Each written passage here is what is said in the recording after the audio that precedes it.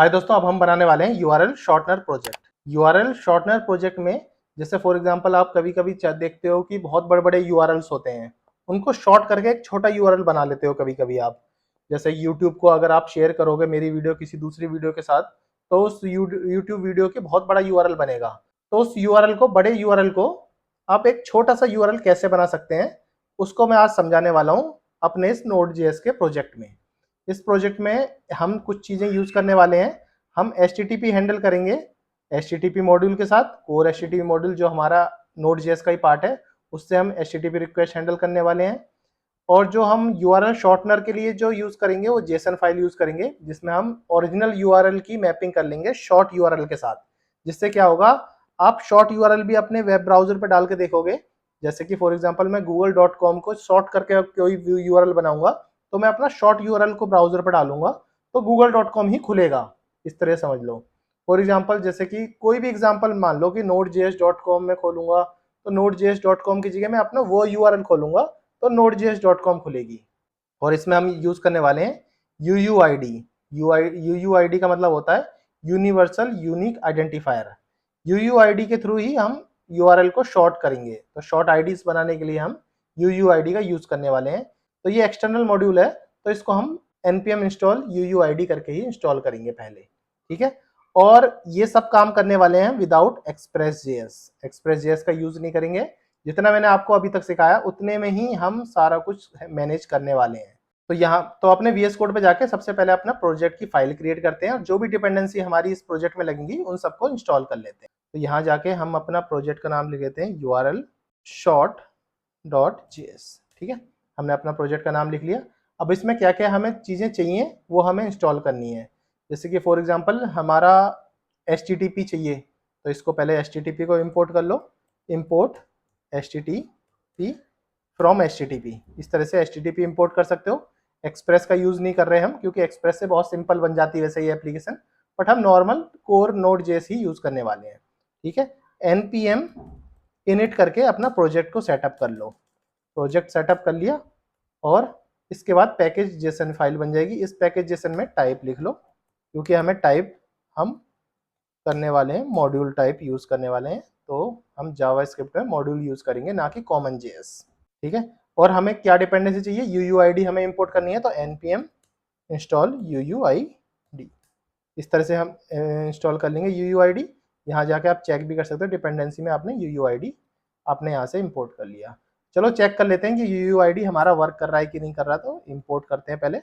Import करली bracket में, करली ब्रैकेट के अंदर import v4 as UUID v4। इस तरीके से हम इसको यूज कर रहे हैं। तो ठीक है, console.log में पहले मैं आपको चेक करके बता देता हूँ कि UUID हमारी वर्क कर रही है कि नहीं। तो इतना हमारा कॉपी करके इसको यहाँ पे पेस्ट करके यहाँ पे इतना लिख देते हैं और इस प्रोजेक्ट को चला के देख लेते हैं। नोड URL, तो इसको अच्छा एज ए फंक्शन होता है, ये एज ए फंक्शन वर्क करता है। तो इसको एज ए चला के देख लेते हैं। देखो हमारी एक यूनिक आइडेंटिटी हमें यहाँ मिल गई। इसका मतलब हमारी UUID काम कर रही है। तो इसको मैं पहले क्लियर कर देता हूँ। इसको थोड़ा नीचे कर लेते हैं, पहले हम प्रोजेक्ट बिल्ड कर लेते हैं, उसके बाद ही धीरे धीरे मैं आगे आपको सब चीज़ें बताने वाला हूँ। हमें और क्या चाहिए थी, हमें एक चीज़ चाहिए थी, हमें URL स्टोर करना है जेसन फाइल में। तो मैं यहाँ पे urls.json फाइल भी क्रिएट कर लेता हूँ। अभी मैं इसमें कुछ नहीं करता, सिंपल एक ब्लैंक करली ब्रैकेट रख लेता हूँ। बाकी चीज़ें हम बाद में करने वाले हैं। दो चीज़ हो गई, हमें जो URL चाहिए था वो इसमें होगा, जो urls.json में हमने ये ब्लैंक रख लिया। अब हमें एक पोर्ट चाहिए, क्योंकि हम इसमें HTTP मॉड्यूल यूज करने वाले हैं। तो HTTP किसी पोर्ट पे लिसन करता है, जो भी लिसनर होता है किसी पोर्ट पे चलता है। तो हम उसको पहले कॉन्स्ट, जो भी हमारे कॉन्स्ट है उसको हम ऊपर लिख लेते हैं।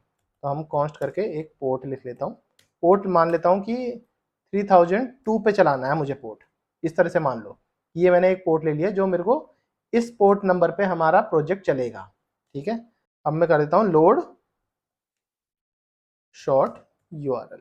ठीक है, पहले लोड शॉर्ट URL का फंक्शन बना लेते हैं, उसके बाद हम आगे क्रिएट करेंगे सारी चीजें। फंक्शन में देखो इस तरह से मान लो कि सेव URL करके बनाया, सिंपल, और इतना लिख लिया।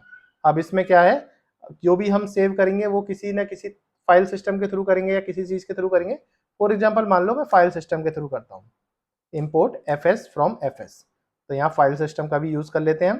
तो फाइल सिस्टम के थ्रू हम इस तरह से कर सकते हैं, fs dot write file sync, write file sync से url डॉट जेसन, जो भी हमारा urls डॉट जेसन है ना कि url, तो हमें यहाँ पे लिखना है urls डॉट जेसन, ठीक है।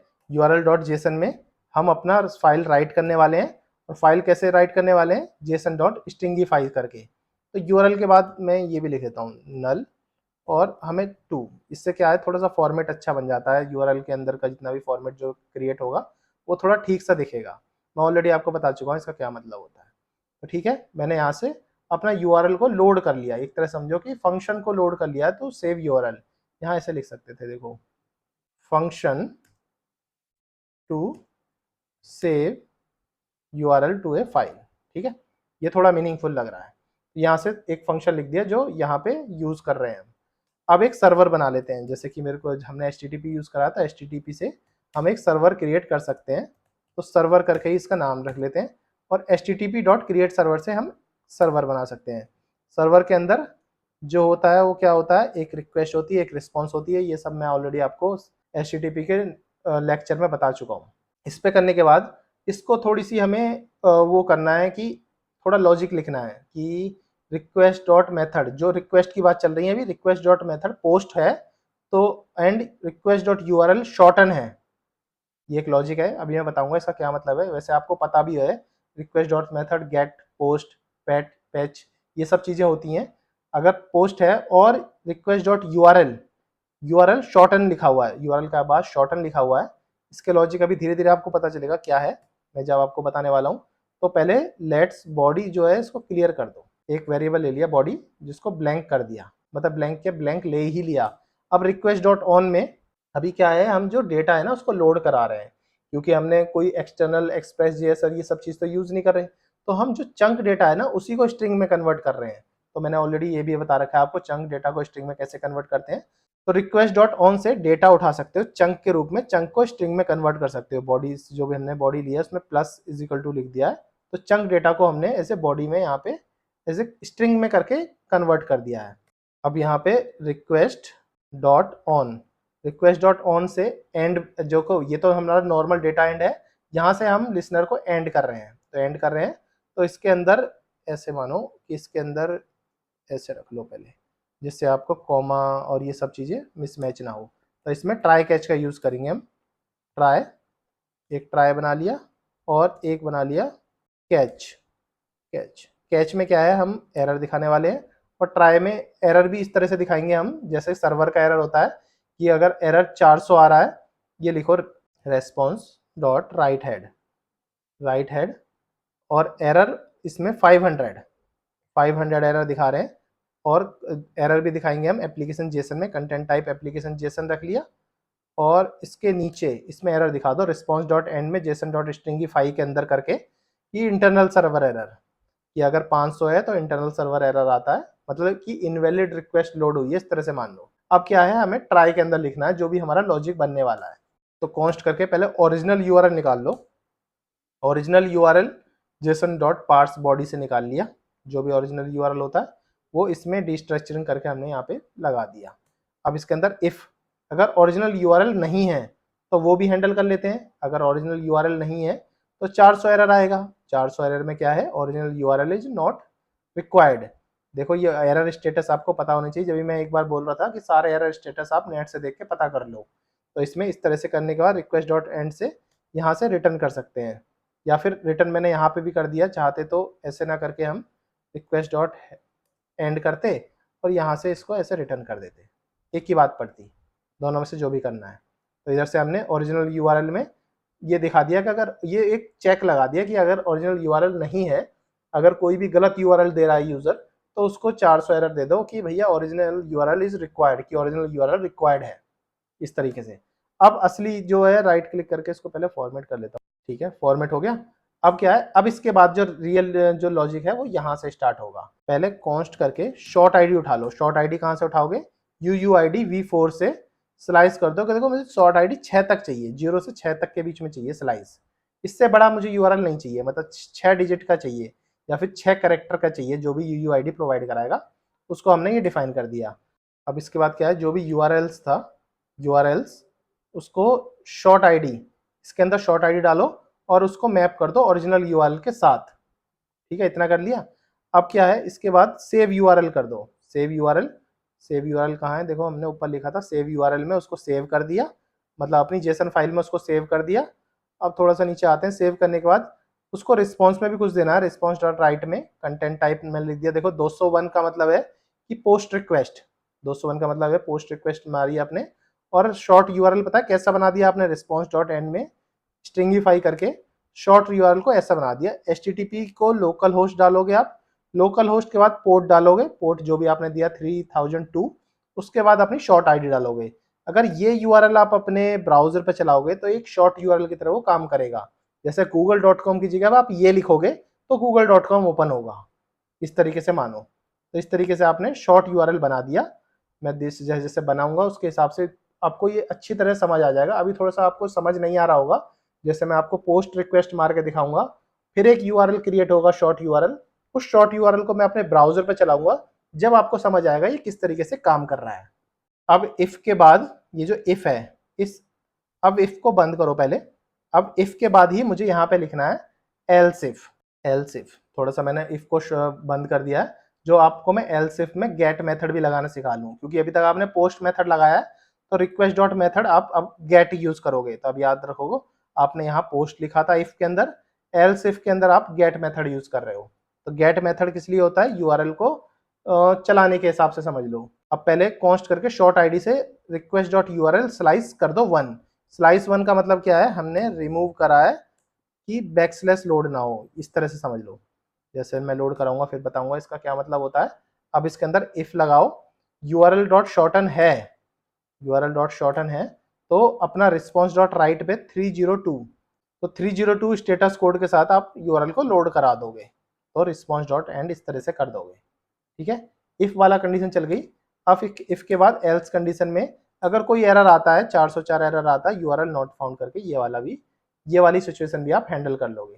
तो आप अपने 2 सिचुएशन हैंडल कर ली, एक इफ में पोस्ट से, एल्स इफ में गेट से, और लास्ट में एल्स। एल्स में आपको सिचुएशन हैंडल करनी है कि कोई अदर कोई एरर आ गया, फॉर एग्जांपल 404 कोई भी एरर आ गया तो उसमें लिख दो नॉट फाउंड। सारा कुछ एरर हैंडल हो गया तो आपका यहाँ से सर्वर क्रिएट हो गया। अब सर्वर कहीं ना कहीं तो चलेगा, तो सर्वर को लिसन भी करना पड़ेगा।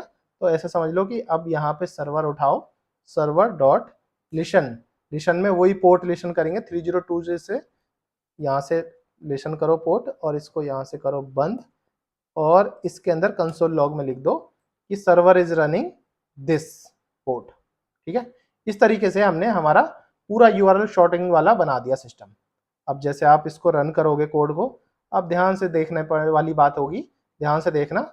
अब जैसे कि मैं नोड चलाऊंगा यूआरएल शॉर्ट डॉट जेएस, जब मैं चलाऊंगा तो इन्होंने दिखा दिया सर्वर इज रनिंग इतना। तो मैं जैसे इसको कॉपी करूंगा और इसको यहाँ पे चला के दिखाऊंगा, देखो कुछ नहीं दिखेगा, पेज इज नॉट फाउंड, क्योंकि ये यूआरएल हमारे लिए है ही नहीं। ये यूआरएल है पोस्ट यूआरएल, तो पोस्ट यूआरएल तो ऐसे चलता ही नहीं डायरेक्ट वेबसाइट में। फिर से चलाएंगे इसको दोबारा, जैसे मैं चलाऊंगा इसको नोड, ठीक है, जैसे मैं इसको चलाऊंगा तो सर्वर रन हो गया आपका 302 पे। और याद रखना यहाँ पे आपने ना एक शॉर्टन भी लिखा था, जैसे आप इसको देखोगे शॉर्टन, तो यूआरएल शॉर्टन से थ्रू है, तो आप इस पे जाओ, न्यू रिक्वेस्ट करो थंडर क्लाइंट में। थंडर क्लाइंट भी इसी तरह से वर्क करता है जैसे पोस्टमैन करता है। तो यहाँ पे जाओगे और यहाँ पे इस पहले इसको कॉपी कर लो, जो भी आपका ये लोकल होस्ट है, लोकल होस्ट 3000, इसी को कॉपी कर लो, इतना इतना कॉपी करोगे, यहाँ पे इसको एंटर कर दो, इसको यहाँ पे पोस्ट ले लो और इसको बैक स्लैश मारो।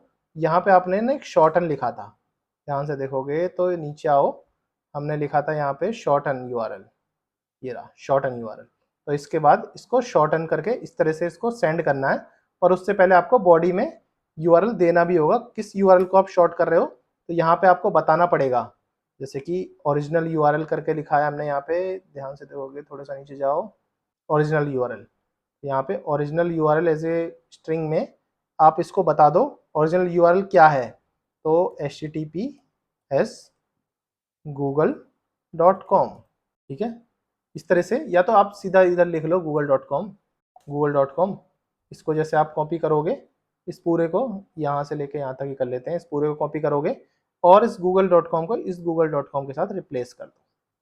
ठीक है, जैसे आपने रिप्लेस करा, आप इस यूआरएल को, अब ये ओरिजिनल यूआरएल है, इसको शॉर्ट करने वाले हो पोस्ट रिक्वेस्ट के थ्रू। जब मैं यहाँ सेंड करूंगा तो एक यूआरएल क्रिएट हो जाएगा इसमें, इसके अंदर यूआरएल्स के अंदर, इसके अंदर एक यूआरएल क्रिएट हो जाएगा जब मैं इसको सेंड करूंगा। तो पहले मैं इसको सेंड करता हूँ, अभी मैं कुछ करूंगा तो होगा नहीं क्योंकि एरर आ जाएगा, क्योंकि कनेक्शन ही नहीं है। यहाँ से पहले मुझे अपना नोड को स्टार्ट करना पड़ेगा, एप्लीकेशन को। मैं एप्लीकेशन स्टार्ट कर देता हूँ, अब यहाँ से सेंड करता हूँ तो अभी आया देखो इंटरनल सर्वर एरर। अभी हमें चेक करना है कि इंटरनल सर्वर एरर क्यों आया है। इंटरनल सर्वर एरर इसलिए आया है क्योंकि हमने जो है यूआरएल लोड ही नहीं कराया कहीं। तो यहाँ पे इसके नीचे लिख दो कॉन्स्ट यूआरएल इतना, को पहले कमांड सी करके फिर इसको दोबारा चलाते हैं और फिर इसको सेंड करते हैं। तो देखो शॉर्ट यूआरएल बन गया हमारा ये। अब जैसे मैंने सेंड किया तो शॉर्ट यूआरएल ये बन गया। अब आप google.com ऐसे ना चला के, अब आपको ये यूआरएल आपका शॉर्ट यूआरएल, यहाँ से इसको कॉपी करो और यहाँ इसको ऐसे पेस्ट करो, लोकल होस्ट 302, ये शॉर्ट यूआरएल बन गया 6 डिजिट का। एंटर करोगे तो आप google.com ही खुलेगा। ऐसे ही फॉर एग्जांपल मानो आप देखोगे तो यूआरएल के अंदर दिख भी जाएगा, ये शॉर्ट फॉर्म है google.com की, ये शॉर्ट फॉर्म है। अब यही यूआरएल है आपका google.com। अब फॉर एग्जांपल facebook.com है, facebook.com या फिर node.js.com, node.js.com को सेंड करोगे तो node.js के लिए ये बन गया शॉर्ट यूआरएल। यहाँ भी देखो दिखा हुआ है node.js.com की जगह आपका ये है। अब इसको कॉपी करो और इसी तरह से मानो कि आपको इस पूरे को कॉपी कर लेते हैं। अभी लोकल होस्ट तो चलो हमारा बेस यूआरएल है, बाकी आपका जो यूआरएल है वो ये है, ये 6 डिजिट का। अब इसको एंटर करोगे तो इस तरीके से आपको node.js ओपन हो जाएगा। अभी node.js देखो ये इस तरह से सिक्योर का ओपन हो गया क्योंकि node.js.com लिखी थी मैंने। असली में क्या है, node.js की है node.js.org। अब इसको भी देखो, मैं इसी को कॉपी कर लेता हूँ और यहाँ पे पेस्ट कर देता हूँ। यहाँ पे पेस्ट करा और सेंड कर दिया। अब आप node.js का ये यूआरएल है, इसको कॉपी करोगे आप सिंपल और इसको यहाँ पे पेस्ट करोगे, या फिर इसके बगल वाले टैब में कर लेता हूँ, यहाँ पे पेस्ट करोगे तो देखो यही खुलेगा।